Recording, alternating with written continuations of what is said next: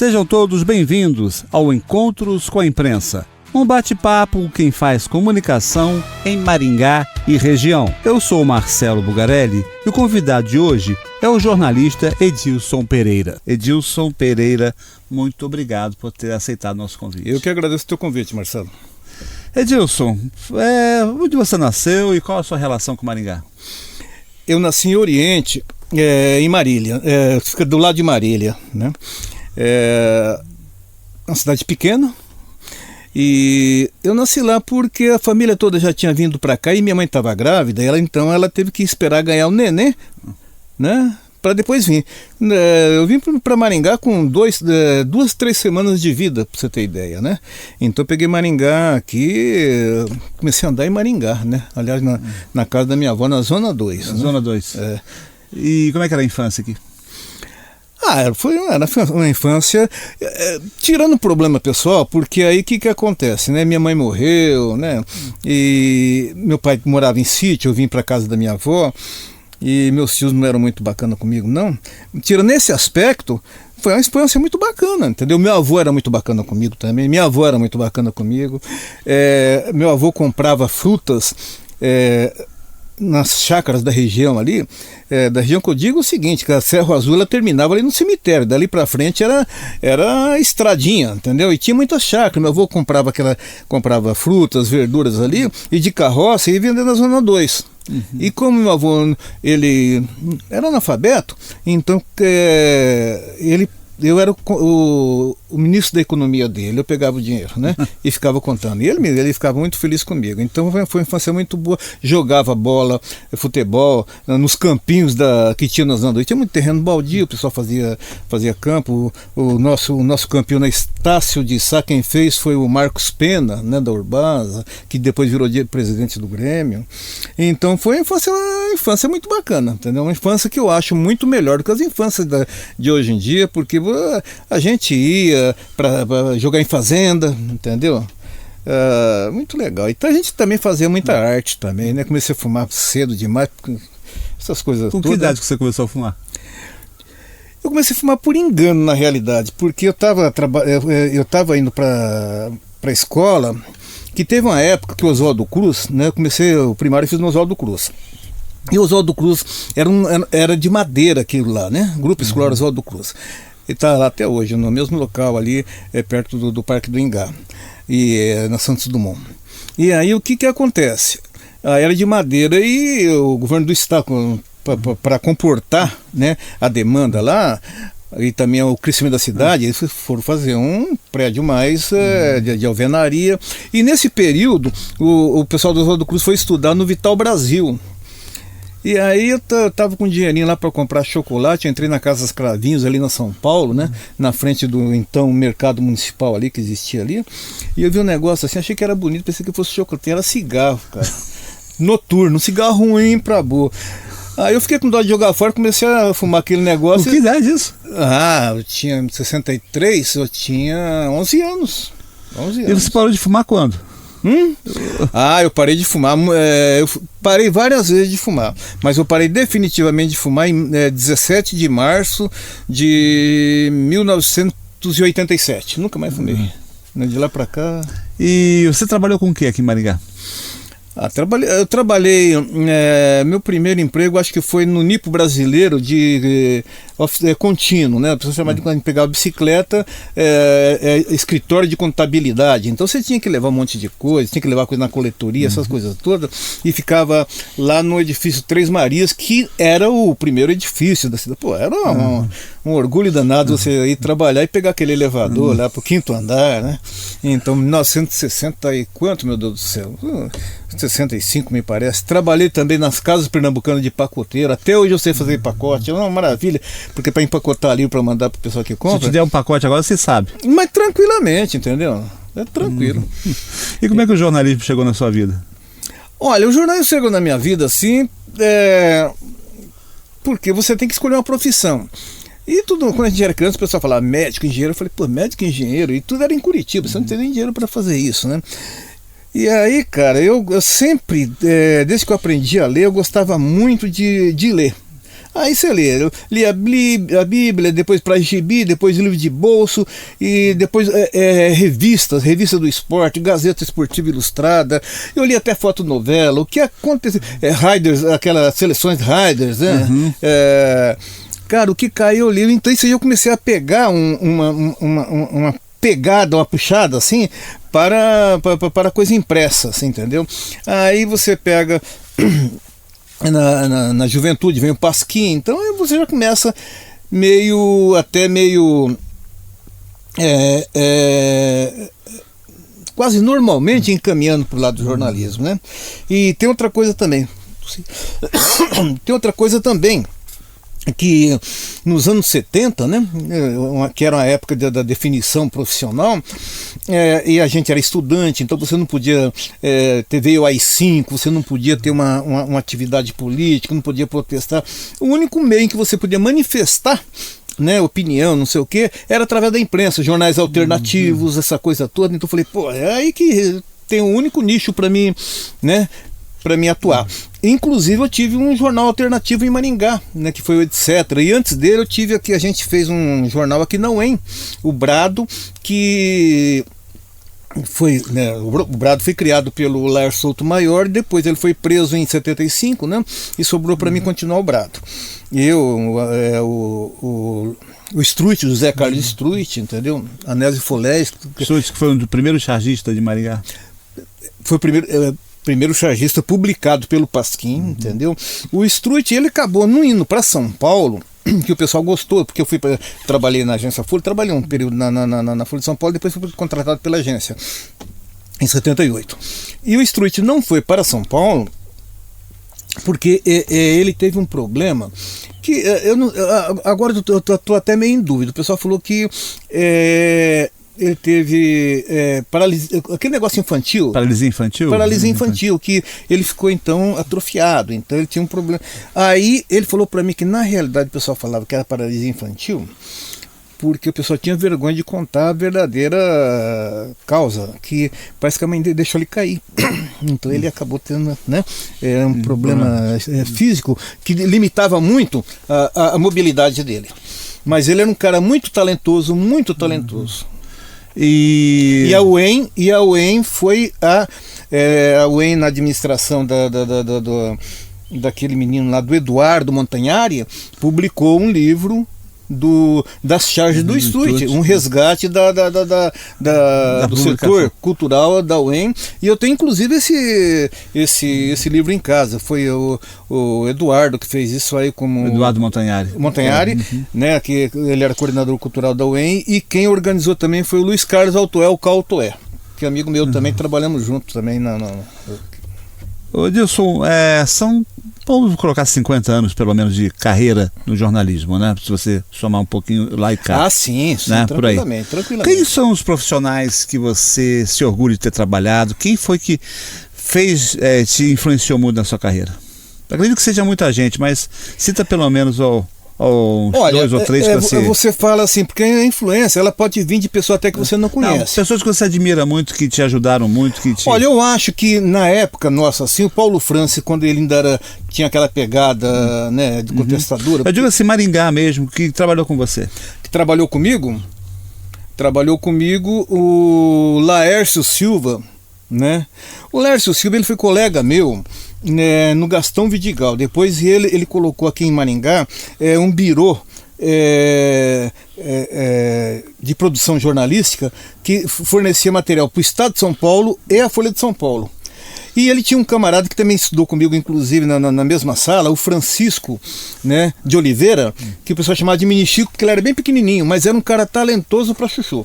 O Mini Chico e tinha o irmão Germano, os dois viraram grandes jornalistas, um no Globo, que é o Germano, e o Germano deve estar agora no Valor Econômico lá em São Paulo, e o Mini Chico, que foi no Estadão, grande jornalista. Eu trabalhei com muitos grandes jornalistas, só de pegar de Maringá, o Mini Chico não cheguei a trabalhar com ele, o Germano também não.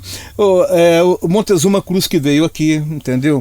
O Edenilson Perim, que foi até ele começou na imprensa, no jornal, né? Mas depois migrou para televisão, né? a Dauri Barbosa, que fez o etc. comigo, trabalhou também lá durante os 10 anos no Globo lá em São Paulo. O Laércio Silva foi muito responsável pela minha migração de Maringá para a Folha de São Paulo, porque ele trabalhava lá e ele falou, esse cara é bom, não sei o que lá, a pessoa me contratou assim, entendeu? Então, essas pessoas... Agora, tem pessoas com as quais eu não trabalhei, mas relacionei bem. Então, na época, assim, ele era jovem, o Francês, por exemplo, era um cara bacana. O Luiz Carlos Riso, o Riso era um bom profissional, entendeu? É que a gente, o problema de citar nome é que às vezes você acaba esquecendo, né? O Ari Bueno de Godoy, que ele tinha uma coluna, ele era muito engraçado trabalhar com ele, então muita gente boa trabalhando. Você pegou uma época de chumbo, né? Sim, totalmente. Como é que foi essa época? Você chegou a ser preso, chegou a ser ameaçado? Como é que era viver no jornalismo naquela época? Olha, preso, eu acabei não sendo. Aí teve uma vez que o Exército teve uma visita de um embaixador indiano aí na Expo Ingá, e eu estava com os estudantes lá, o pessoal pegou, o Exército chegou de arma e tudo, cercou a gente, falou, não vai sair daqui enquanto não sei o quê. Porque em Londrina, os estudantes lá de Londrina, eles começaram a protestar, aquela coisa toda, e o pessoal da repressão ficou muito assustado. Mas eu estava indo lá, vieram os amigos lá de Moarama, falei, eu vou mostrar como é que eles... Pô, entramos de gaiato. Quando a gente fez o etc., a gente recebeu várias vezes a visita da Polícia Federal, querendo saber se tinha ligação com o Partido Comunista, essa coisa toda. Quando a gente fez o Brado também, a gente foi alvo aqui de um processo administrativo para saber se a gente tinha relação com o Partido Comunista também, né?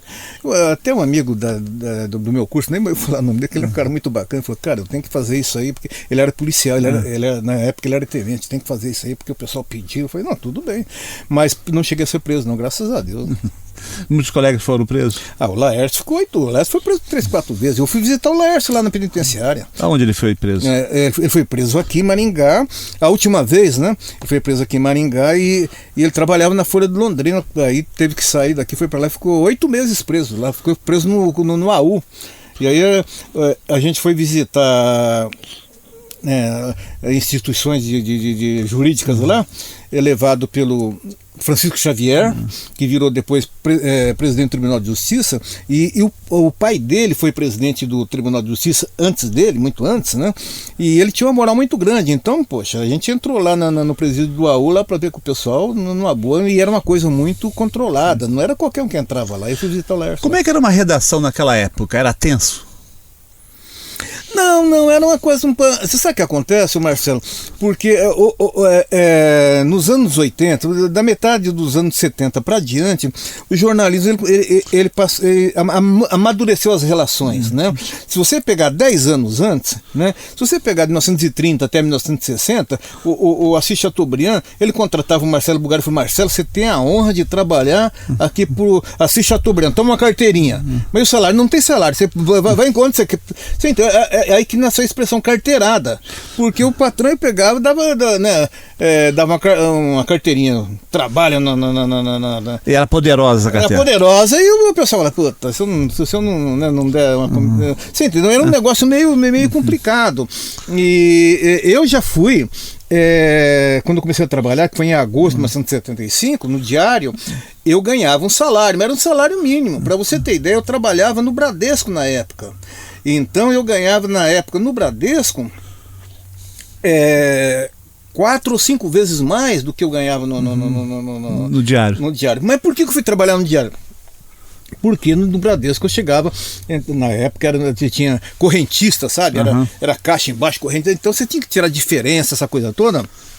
Eu entrava 6h30, 7 horas no Bradesco, às vezes tinha que voltar e ficar até meia-noite. E eu passei, fui aprovado no vestibular de Direito aqui na UEM em janeiro de 1975. E chegou uma hora que a coisa ela conflitou, né? Eu tive que optar. Ou eu vou ficar no banco. Aí o pessoal falou, cara, você pode ficar no banco, porque isso aqui, o banco está crescendo, você pode ser gerente. Eu falei, mas daí, se eu cair de desgraça lá na frente, só vou ter esse passado de bancário. Então eu quero me formar, eu vou ser advogado, então, porque até também, a gente vivia com a cabeça na repressão, né? Então tinha uma coisa que me estimulou muito a ter um curso superior, é que o pessoal que ia preso e tinha curso superior, ele tinha vantagem. Eu falei, porra, se eu vou ficar numa cela assim miserável, vou fazer um curso superior aí, porque aí eu tenho um pouco mais de conforto na prisão. Mas você não sabia o que ia acontecer, né, meu irmão? Então você tinha que se precaver, né?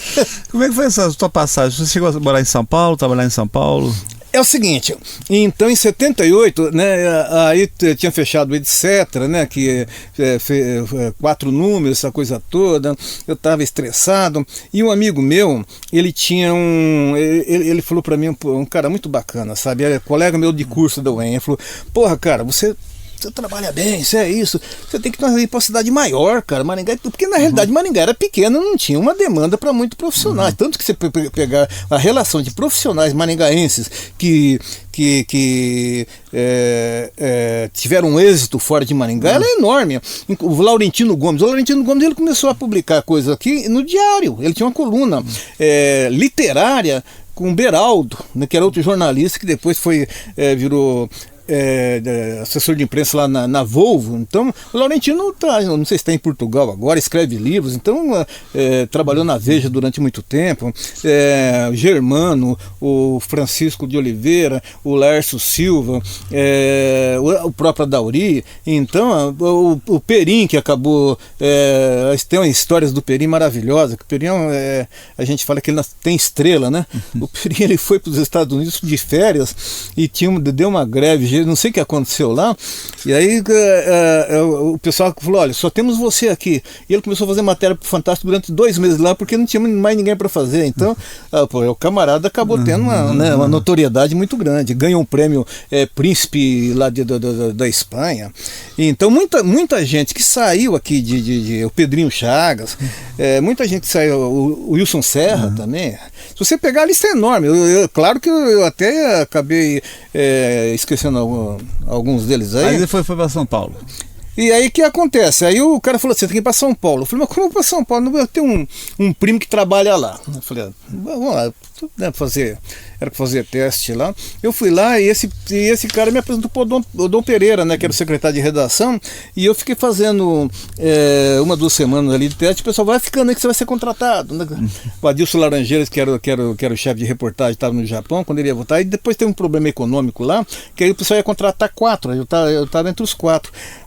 Mas aí o Mário Sérgio Conte, esse cara aí, e ele saiu do noticiário na agência e foi para reportagem. Aí o Laércio falou, Edilson, o Mário Sérgio lá, que é um cara lá tem uma vaga lá na redação da agência. Eu falei, você topa? Eu falei, pô, claro. Aí já fui chegado lá, já estava lá Difícil essa passagem aí? Difícil sair de Maringá para São Paulo, adaptação foi uma das melhores coisas que aconteceu na minha vida. O que te marcou lá? Muito, sabe, amadurecimento, porque eu cheguei numa época em que o Brasil estava entrando na fase da redemocratização. Eu peguei o pessoal vindo da anistia, então você encontrava gente que falou, pô, o Brasil tá, mas assim lá tá fora, então foi Cara, é como se você rompesse um dique, sabe? É informação de tudo quanto era lado. Você tava aí, daí um pouquinho chegava o Flávio Rangel, que é um grande diretor. Pô, ele falou, Dilson, posso sentar aí e escrever na tua mesa aqui minha coluna? Eu falei, pô, imagina, Flávio Rangel. Aí eu tinha outro amigo lá, que chegava um cara, eu falei, pô, aquele cara ali parece o Geraldo Vandré. Ele falou, não, é o Geraldo Vandré, ele vem escrever poesia na máquina do cara ali. Então você tava em convivência com o pessoal, que, pô, você 10 anos atrás, você só ouvia e você estava ali na frente das pessoas. E aí o legal é que você acaba sem querer até, né, psicologicamente falando, pô, não, cara, é tudo normal, entendeu? Esses caras não são tão diferentes assim, não. Então isso dá um upgrade na tua autoestima, né? E sem contar que eu chegando lá, eu já fiz vestibular para USP e para Casper, jornalismo, né? Cheguei e falei, vou resolver esse problema de jornalismo, porque eu tranquei o curso de Direito aqui, passei na Casper e passei na USP, na primeira fase. Mas na USP ela era 4 anos e na Casper era 3. E a Casper era paga, mas era mensalidade baixinha. Então, e a Casper ficava entre a Folha e onde eu morava na Vila Madalena.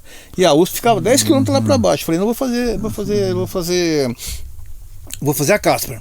E eu só não continuei em São Paulo. 2 anos depois que eu vim para Maringá para resolver um problema aqui, conheci a minha, né, a que veio ser a minha mulher, né, mãe dos meus filhos. E aí eu me casei, e aí para viver, né, só com um salário, um casal lá em São Paulo nessa época era difícil. Até para alugar, para alugar casa em São Paulo você precisava de... Foi que você foi para Folha de Londrina, não? Eu vim para cá, né? Eu vim para cá desempregado, mas feliz, né? Porque estava casado com moça bonita, essa coisa toda, né? Aí, nova perspectiva. Eu reabri o meu curso na UEM, o pessoal do Conselho Universitário foi legal. Então eu falei, não, pera um pouco, já que eu tranquei lá na Casper, e não sei se quando eu vou voltar para São Paulo eu vou terminar o curso de Direito.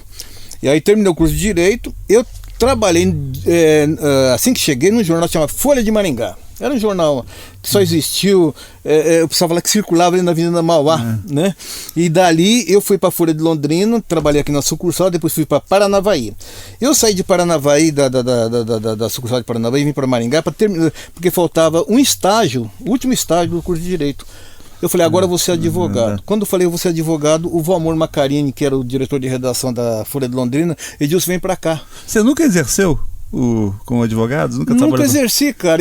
E quando eu saí, cara, eu saí com a vontade. Falei, não, eu vou ser advogado. Porque de repente, sabe, você sai com um curso de advogado da UEM, que é um curso da... Dá peso, né? Hã? Tem peso. Tem peso, meu irmão. E aí eu fiz porque naquela época, a exame de ordem era 3 caras assim, falei, eles faziam perguntas. Tá, beleza, passou. Falei, agora eu vou. Fui pra Londrina. Aí a partir daí, meu amigo, fui embora. Já teve briga dentro de redação? Hã? Brigas em redação? Física? Chegou a ter física? Teve uma assim. Aonde foi isso? Isso foi em Londrina. Foi um grande amigo meu, inclusive. O que aconteceu foi que teve um episódio que teve um novo diretor de redação. Pô, o cara chegou lá e todo mundo ouve aquele, né? Foi quando o José Eduardo comprou, né? E aí, cara, eu era editor de primeira página lá. E aí foi a época em que estava botando cor nas primeiras páginas, você usava cromo. E eu estava escolhendo, eu falei, o que você está fazendo aí? Eu estou escolhendo aqui a foto, né, da matéria de agricultura, né? Falei, vai ser esse aqui. Eu falei, não pode. Falei, não pode não, eu escolhi esse aqui. Eu falei, cara, o cara escolheu, pô.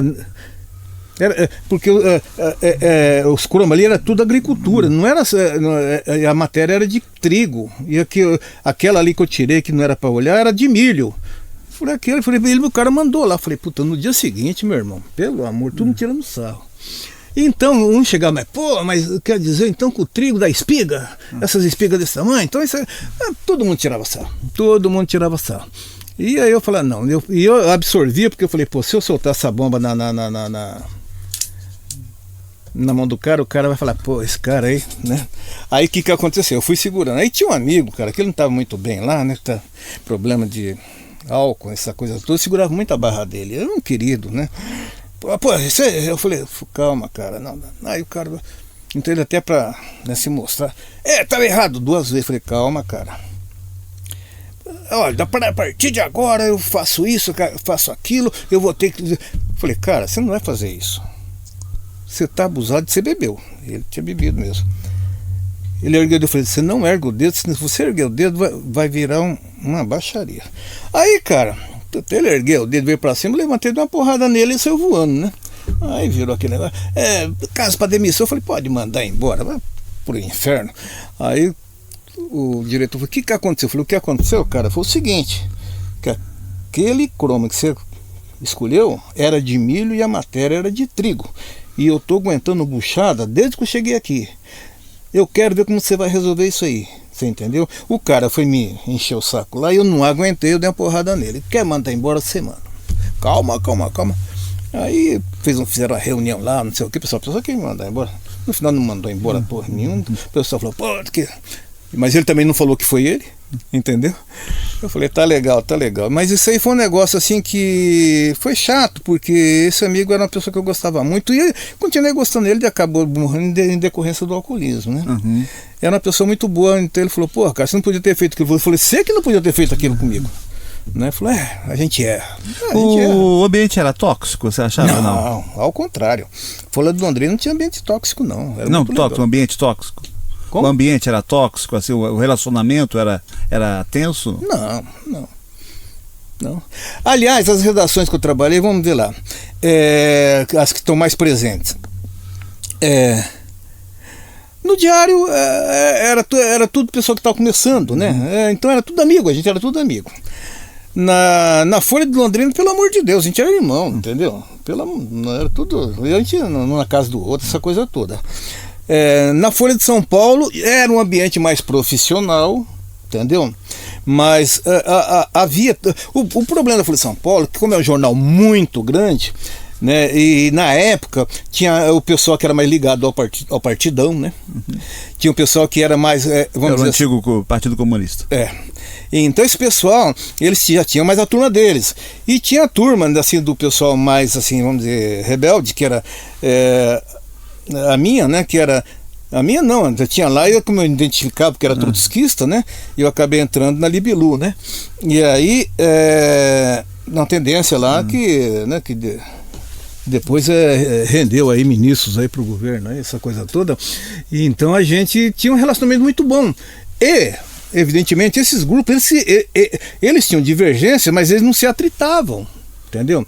Então era tudo. Era uma época que foi o final dessa tendência em que todas as redações elas tinham 80% de gente de esquerda. Então o pessoal que se entendia muito bem, entendeu? E como é que você vê hoje os jornais impressos que perderam a representatividade? Não existe mais praticamente jornal impresso? Eu acho isso aí, eu posso ser uma voz isolada. Eu acho que a civilização perdeu muito com o fim dos impressos. E eu acho que seria muito bom que os impressos voltassem, não só os jornais como as revistas. Aliás, no Brasil essa tendência ela está muito ruim, porque lá fora ainda tem impresso numa relação maior do que existe no Brasil, que foi aqui foi terra arrasada. Porque você pega a internet, ela é maravilhosa. Eu escrevo um negócio no blog aqui, o Marcelo pode ler em Moscou e o Bugarelli pode ler em Nova York, você entendeu? Então, mas ela tem um alcance muito grande, mas a qualidade da informação na internet ela é muito ruim, sem contar que ela é comprometida, né, poluída por fake news, mentira. O pessoal que quer fazer uma informação boa, o cara não vai trabalhar, porque para você levantar uma matéria, porque com a redação tinha tanto jornalista, porque o pessoal tinha que, para fazer uma matéria, ele tinha que trabalhar quase o dia inteiro, e para você pagar esse custo, você tinha que ter anúncio, entendeu? A internet ela não consegue transportar, né, para a plataforma dela essa seriedade que tinha no jornalismo impresso, e isso faz falta mesmo. Da sua carreira toda, qual é a matéria que você se orgulha de ter feito? Marcelo, eu me orgulho, sabe, eu até estava pensando qual cidade que eu gosto mais. Tem 4 cidades que foram fortes na minha vida. Maringá, porque aqui eu passei, meus filhos nasceram todos aqui, meus 3 filhos, né? Minha mulher eu conheci aqui, tenho residência aqui, né? Tô aqui em Maringá por causa da minha tia, né, uma centenária, né, você sabe disso, para mim cuidar dela. 35, 40 anos que eu passei da minha vida aqui, então Maringá é uma cidade forte. Mas Londrina, eu tenho um afeto muito grande por Londrina, morei 10 anos em Londrina, eu fui muito bem tratado em Londrina. São Paulo me deu um upgrade muito grande na minha formação intelectual e cultural.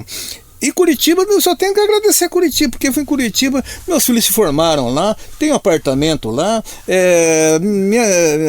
3 filhos meus fizeram pós-graduação lá, trabalhei no estado do Paraná, fui muito bem recebido em Curitiba, eu não tive nenhuma tensão forte, assim como eu vou dizer, em Curitiba nenhuma. Assim. Mas onde é que está aquela matéria que você se orgulha? Eu acho que essa matéria, na realidade, é o conjunto da obra. Você entendeu? Eu fiz matérias aí eu fiz matérias que eu até corri risco de vida. Em Londrina, uma reportagem lá, né? E 2 em Curitiba, né? Agora, eu tive uma série lá em Curitiba que eu gostei bastante, que é Crimes de Paixão. Essa, inclusive, essa aí deu muito leitores e acabou até consolidando esse viés meu de um autor, né? Um escritor. Um escritor de histórias policiais, né? Tangenciando, tem algumas que não são, mas a maior parte ela está dentro daquele universo que a gente pode denominar como literatura policial. Então foi essa série de Crimes de Paixão. Ou seja, você mergulhou no jornalismo policial. Você teve essa passagem lá. Pois é, rapaz. Isso é um negócio muito maluco. Porque quando eu comecei aqui no Diário, aí o pessoal falou, vai fazer umas matérias policiais, vendo esse cadeião aí. Eu vi aquele negócio e falei, que horror. Eu não quero ser, mas nem de jeito nenhum vou ser jornalista policial. E eu sempre fugi do jornalismo policial. E aí no final, como eu era editor de política lá no estado do Paraná, em 2011, o jornal fechou. E eu tinha mais um ano ainda para me aposentar e eu continuei na empresa. A empresa publicava também a Tribuna do Paraná. Eu miguei para a Tribuna do Paraná e eles pediram, cara, você vai ter que fazer matérias especiais. E eu comecei a fazer um tipo de jornalismo que o pessoal chamava, lá em Curitiba chamou de jornalismo literário, né? Resgatando casos que foram assim, causou grande impacto na cidade. Então, mas eles estavam todos fragmentados em notinhas lá, então eu comecei a levantar todas essas histórias. Então isso aí acabou me dando até bastante repercussão e prestígio lá na cidade. E argumentos para ser o escritor. Exato, e também é isso aí, entendeu? Como é que você, se você pudesse voltar lá nos anos 70, 80, que você mudaria alguma coisa na sua carreira? Cara, eu penso nisso aí, eu teria sido um pouco mais assim, cauteloso, melhor, para fazer o etc, sabe? O etc foi uma coisa assim, até para a cidade foi uma coisa, né, meio bem diferente. Foi um jornal alternativo que a gente fez que eu gostaria de ter feito melhor.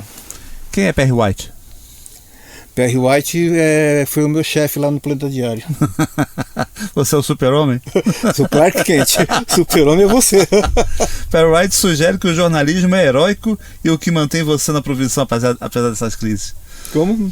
O Perry White diz que o jornalismo é heróico. E o que mantém você apesar dessas crises? Olha, é o seguinte, o que eu gosto no jornalismo, você não ganha dinheiro no jornalismo, mas ele te dá uma mobilidade e se você tem, como eu tinha o objetivo de escrever, você no jornalismo, você tem duas coisas que elas são fundamentais. Você tem a convivência diária com o texto, né? Aquilo ali acaba, igual karatê, acaba te dando, você entendeu? Acaba te dando uma musculatura e habilidade, entendeu? Para você trabalhar o texto. Aí tu vai depender do jeito que você quer fazer esse texto. E contato com a realidade. Quando eu fiz o meu primeiro livro, foi lançado lá, a pessoa, mas escuta, o jornalismo, ele não conflitua com a literatura. Eu falei, ao contrário, porque dentro do jornalismo, o meu último livro aí, que eu devo lançar, vamos ver se lanço até junho. Qual o nome dele?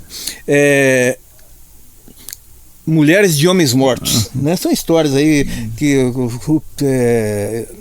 eu pesquei, né, da minha convivência, principalmente lá em Curitiba, tem em Maringá também, e aí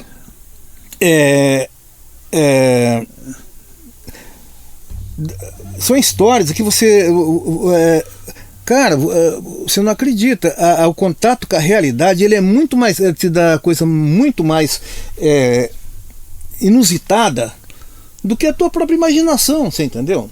Tem coisas que acontecem, você fala, não, eu não acredito nesse negócio, sabe? Mas aconteceu. Então, com isso aí, às vezes são situações que você não tem interesse jornalístico, mas tem interesse literário. Você entendeu? Você diria para os estudantes do curso de Comunicação e Multimeios aqui da UEM? Cara do céu, aí é complicado, porque eu vejo pessoas que estão estudando assim, o jornalismo impresso, ele está muito limitado, e o jornalismo impresso é o que eu mais gosto, entendeu? As pessoas que estão fazendo o curso, normalmente elas estão mais voltadas para multimeios mesmo. Exatamente, né? E essa é uma área que eu não tenho tanto assim intimidade, entendeu? O que eu posso dizer é o seguinte: seja honesto e faça um bom trabalho, entendeu? Tem algo que se arrepende na sua carreira? Olha, não é arrependimento, Marcelo, é escolhas, você entendeu? Eu, quando estava na Casper, eu tinha amigos que estavam em Nova York, tinha que estar em Paris, falou, cara, vem pra cá. Eu falei, deixa eu terminar o curso, vou terminar o curso, né? Aqui, aqui na Folha já, né? Você conhece lá, você quer mais. É engraçado, o Raul Seixas que fala, o ser humano, o ser humano nasceu para querer, né? Você quer sempre mais, né? Então eu estava projetando ir para fora. Aí eu conheci, né, a mãe dos meus filhos. Aí eu fiz uma meia volta aí. Me arrependo não, porque tive meus filhos, fui feliz, entendeu? Então tem um momento na tua vida que você tem que fazer opções. Se você fizer a opção, né, convicto, você não tem arrependimento. Você já chorou por algo relacionado ao trabalho? Puxa, agora você me fez... Não acredito que não. Acho que não. Eu chorei uma vez quando o Struth morreu, que eu fui lá, que eu gostava muito dele. Guarda alguma mágoa por alguém? Não. Nem por algum momento? Tem uma situação que realmente me magoou bastante. Não tem nada a ver com colega, nem com a profissão de jornalista aí. Eu sempre quis escrever uns livros, né? Mas eu tinha como diz o pessoal, botava o sarrafo muito alto. Escrevi, não tá bom. Até que quando eu fui embora de Maringá para Londrina, né, a última vez aí, em 91, eu cheguei em Londrina, mas aí eu acabei, no começo, nos primeiros meses, uma situação de trabalho muito difícil, trabalho de manhã, tarde, de noite. Depois, quando o Zé Eduardo comprou o jornal, aí ele acabou colocando 3 pessoas para fazer a primeira página. Meu amigo, eu trabalhava muito pouco, isso aí me deu tempo para escrever, e eu escrevi um livro, você entendeu? E eu mandei esse livro para uma editora em São Paulo, e a editora lá me sacaneou, mandou para outro cara, e outro cara tirou alguns capítulos lá e fez um livro, e a mesma editora publicou o livro do cara. Isso aí, olha, cara, isso me magoou pra boa, sabe? Isso aí foi... Olha, eu tinha assim... um olhar para a literatura bem diferente do que eu acabei fazendo. O que me resgatou de novo para a literatura foi até a necessidade de escrever para o jornal, né? Porque o diretor de redação falou, você vai ter que escrever aí. Eu comecei a escrever histórias que aconteciam na cidade, e aí você começou a dar ressonância lá em Curitiba. Pô, esse cara é bom, até o Dal Televisão às vezes mandou pô, isso é muito bom que você escreveu. Isso aí acabou me dando oxigênio, entendeu? Aquilo que eu menos esperava, que era leitor. Se você tem leitor, você não pode abandonar a literatura. Você tem medo de quê? Você tem medo de quê? Eu tenho... olha, eu não... Eu só não gosto, né, vamos dizer assim, que aconteça coisas ruins com as pessoas que eu gosto. Fora isso aí, o resto, entendeu? As pessoas que eu amo. Porque acontece coisa com a gente absorve a dor, mas quando é de uma pessoa que você tá, né? Então essa coisa aí, assim, eu sou muito sensível para isso. Você vê, eu vinha, minha tia, né, ela sempre pedia para mim, porque minha mãe morreu com 23 anos. Eu fui criado pela minha avó e minha tia. Aí minha tia ligava para mim em Curitiba e falava, Edilson, se eu ficar velha, não me bota no asilo, pelo amor de Deus, senão eu vou morrer só de sofrimento, eu não quero, vem cuidar de mim. Aí eu vim cuidar dela, por quê? Eu fiquei, porra, se fosse o contrário, né? Então, tá com quantos anos? Minha tia? 99, vai fazer 100 anos agora no final do ano. Se sua carreira acabasse agora na mídia, acabasse agora a sua carreira, como é que você gostaria de ser lembrado?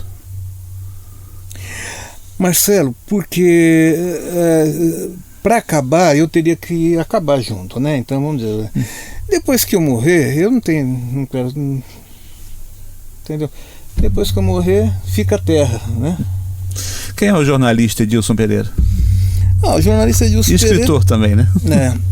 O jornalista Edilson Pereira é um cara que queria ser escritor, né? E ele tem gratidão por algumas pessoas, você entendeu? Tem um camarada, Marcelo, que eu sou muito grato a ele, porque eu tinha bloqueado a literatura. Eu não quero saber de literatura, é panelinha, não sei o que, interesse, pessoal roubando, eu não quero mais. Aí o que acontece? Aí o Milor Fernandes tinha uma coluna lá no estado do Paraná, E o Múcio falou assim, o Milor não está recebendo o Jornal do Brasil, 30 jornais, ele ligou para mim e falou que não vai mais publicar coluna, você que vai ter que fazer. Aí eu falei, Múcio, não sei o que, eu comecei a escrever, foi aí que começou o pessoal gostar, foi aí que as histórias da cidade. E quando ele viu que o pessoal estava gostando, ele estava começando a virar um nome importante lá, ele falou, você está querendo virar artista, mas não vai virar artista. Ele cortou a coluna, cara. Me magoou bastante, sabe? Aí teve um sujeito em Maringá aí que ele me convidou para escrever uma coluna no diário. Cara, eu agradeço muito a ele, porque aquilo lá me deu uma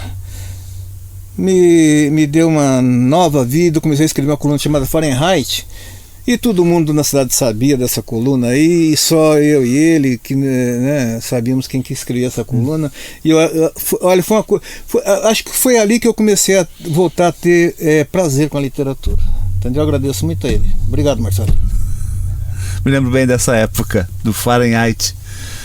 E quem é Edilson Pereira dos Santos?